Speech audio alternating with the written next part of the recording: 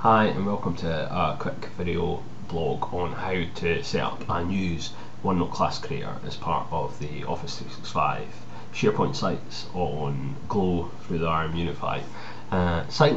And my next video will show you then what I've been doing with it and a bit more of how you could use it actively. This is just setting up. So you sign in as per usual with your normal login. It'll take you to your launch pad if you've created one, otherwise it'll take you to the shared launch pad. Either way, how we've got it set up in my local authority is all school sites have OneNote Class Creator already added to it. I will put a note on my blog just to see how you can get it added to if you need it added to a particular SharePoint site that you have created for a department or yourself or a class or a trip. So once you click on the school site, I'll take it to your own school page. So here you can see it's just generic, it's not had much done to it. And what we can do is we can click on the cogwheel, the little settings button, and what we're looking for is site contents. There is also a button for it down here on the site tab, so all roads lead to Rome. It may be different if your site's been played about with by anybody. Or they might have been really nice and made a nice big easy link for you. So you'll see here two appear: OneNote Class Notebook Creator and then OneNote Class Notebook Creator Shared. Don't bother about the shared one, use the main one, and you just click on it and it'll take you into the application for using OneNote Class Creator to set up your class.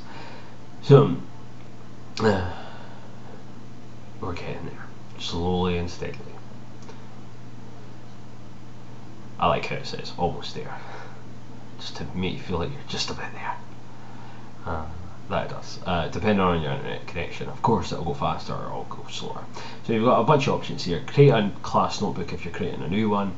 Add students if at a later stage you need to add a student or a student moves. Add another teacher, which is always handy, just so you've got someone else that can access it as well, and so you can work collaboratively as teachers.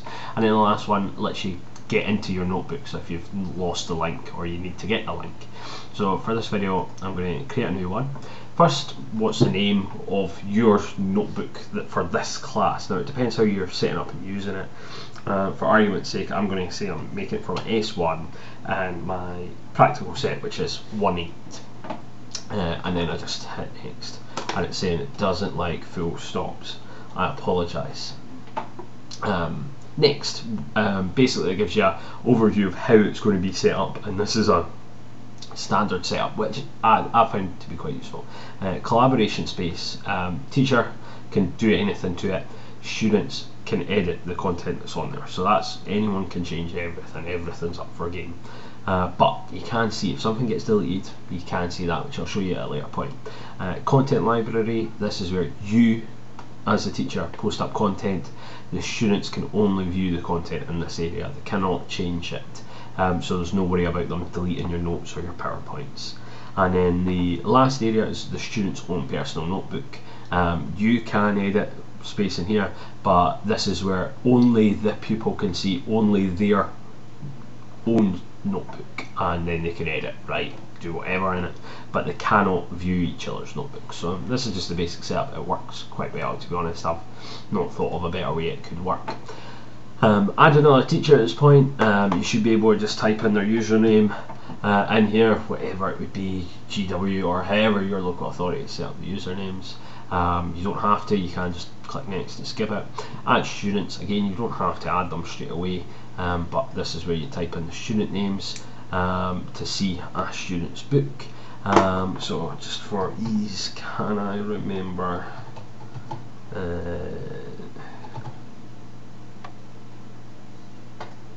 so one of my senior pupils. And then the next stage we have here is what sections do you want in their notebook. So this is pre-populated sections. You have to get this right first time, so give it a bit of thought, don't just rush through this stage. You can add more sections, you can change, these are the pre-format ones that are already in there. So you know, I thought handouts, do I really want them to have handouts, because the content library is where the handout would be, and then I'd want them to answer questions on it, which would be a homework tab, and if they needed to they could copy and paste the information instead of clicking linking back and forward. Class notes, my thought with that is that's where they can record just notes on a lesson or during a lesson. And then quizzes is another space, kind of separate from homework, but if you have laptops or you bring your own device at your school, then you could use that in class for a space that nobody else can see. And it's easy enough. If you want to add more, you just choose what you still want the section to be called, and if you don't want it on there, you just untick it. So again, we hit next and we get a next week preview, so it shows you this is what the teacher's one will look like. You've got your sections here, subsections here, and then pages here, or you've got the student notebook, which you can see it's got these subsections that are just the pre-populated ones. So if I'm happy with that, I hit create. It says, yeah, I'm getting there, I'm getting there.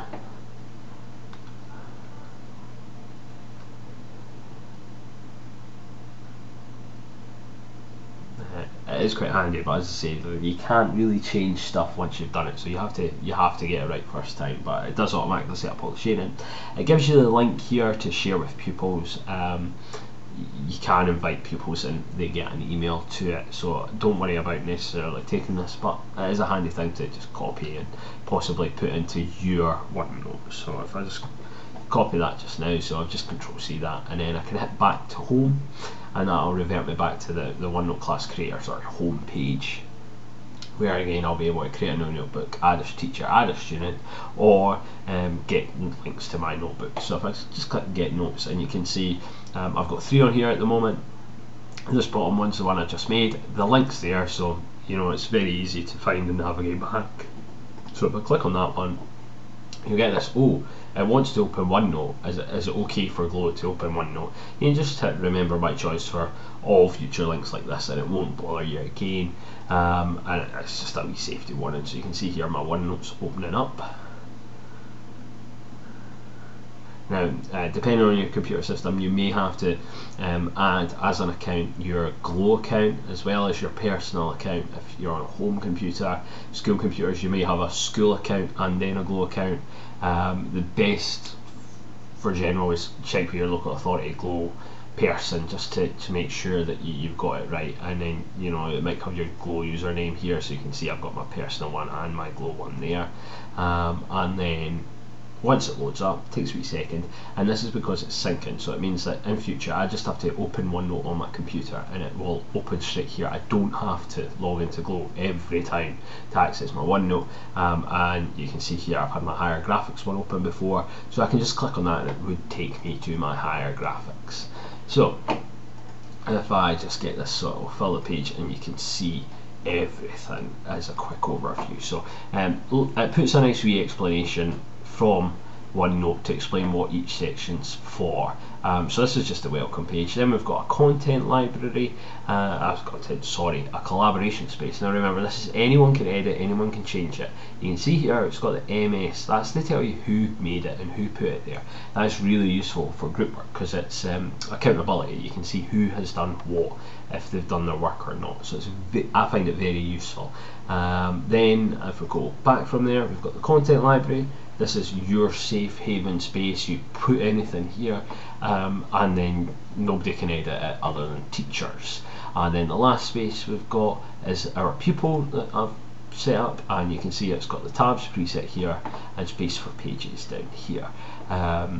So that's sort of the quick whistle top tour to show you very simply how to set up the basics of OneNote Class Creator. My next video I'm going to go into detail with my pre-made one, which is the higher graphics one, which is a lot more populated, got course content in there, so you can sort of get an idea of how I'm using it with my classes and what sort of potential I can see for it going forward from that. So that'll be on the next video, so come back. If you've got any questions, feel free to get in touch. On Twitter, my handle is at CDT Mr. Hay, so that's at CDT Mr. Hay, or the other one you can get me on is my Glow username is GW12 Hey Andrew 2 at glow.sch.uk,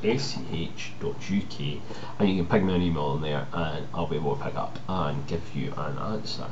I hope it's been useful. Thank you very much for watching.